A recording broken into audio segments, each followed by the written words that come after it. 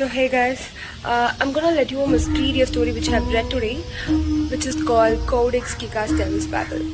இந்த ஸ்டோரிக்கு பின்னாடி இருக்கிற ஒரு ரீசன் என்னன்னா, செக் ரிப்பப்ளிக்ல வந்துட்டு ஒரு எல்லாருமே மதிக்கப்பட்டு ஒரு ப்ரீஸ்ட் என்ன பண்ணிருக்காரு, சர்ச் ப்ரீஸ்ட் வந்துட்டு மக்களை ஏமாத்தி தப்பான முறையில வந்துட்டு மணியெல்லாம் ஏர்ன் பண்றாங்க அப்படின்னா மெடிவல்ஸ் பீரியட். அப்போ அந்த காலத்துல 1000 years பேக் எப்படி இருக்கும் அப்படின்னா, இந்த மாதிரி தப்பு பண்ணவங்களுக்கு ரொம்ப ரொம்ப கொடூரமான தண்டனை, பிகாஸ் ரமணி சூசைட் பண்ணி செத்துறாங்க, அந்த அளவுக்கு ஒரு கொடூரமான தண்டனை தான் அப்ப எல்லாருக்குமே கொடுப்பாங்க. ஓகேயா, ரொம்ப டெரிபிளான ஒரு டெத் இருக்கும், literally like a final destination. Okay, இவருக்கும் இந்த தண்டனை கொடுக்கலாம் அப்படின்னு, அந்த மாதிரி one of the kind of தண்டனை கொடுக்கலாம் அப்படின்னு சொல்லிட்டு வந்துட்டு அங்க இருக்கிற ராஜா வந்து தீர்ப்பு சொல்றாரு.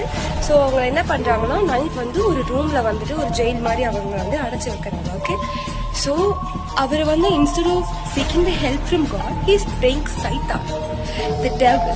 நல்லவங்களை கடவுள் காப்பாத்துற மாதிரி கெட்டவங்களை காப்பாத்துறதுக்குன்றது ஒரு சக்தி வேணும்ல.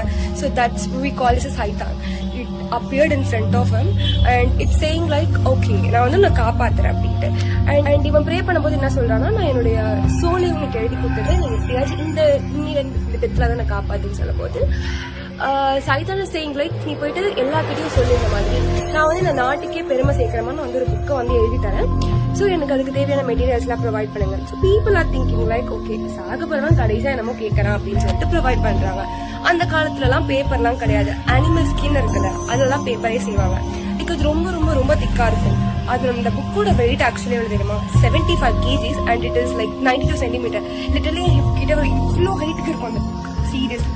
அது வந்து நிஜமா அந்த புக் இருக்கு, ஸ்வீடன் மியூசியம்ல இருக்கு. இந்த புக்கு வந்து எழுதணும் அப்படின்னா 20,000 years ஆகும். ஓகே, அவ்வளோ பெரிய புக்கு எழுதணும் 20,000 years ஆகும்.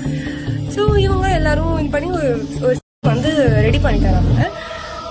ஆனா அந்த 20,000 years வந்து எழுத வேண்டிய இந்த புக்கை அந்த ஆளுக்குள்ள சைத்தான் போயிட்டு ஒரு நைட்டு மட்டும் எழுதியிருக்கு. டெவில்ஸ் பைபிள் அப்படின்றது it's full of bad things. கெட்டது பண்ணா நம்ம எப்படி தப்பிக்கலாம், இது பண்ணா இவ்வளவு கெட்டது பண்ணா இவ்வளவு நல்லது பண்ணா நம்ம தப்பிச்சிடலாம், மாதிரி ஒரு நிறைய விஷயங்கள் எல்லாமே இருக்கு. ஓகே, செக் ரிப்பப்ளிக்ல தான் இந்த பீப்புள் அவன் தான் எழுதுறான். ஓகே, அண்ட் அவனும் வந்து இந்த தண்டனைல இருந்து அவன் தப்பிச்சிடுறான், பிகாஸ் அவன் கண்ட்ரிக்கு பெருமை சேர்த்ததுனால.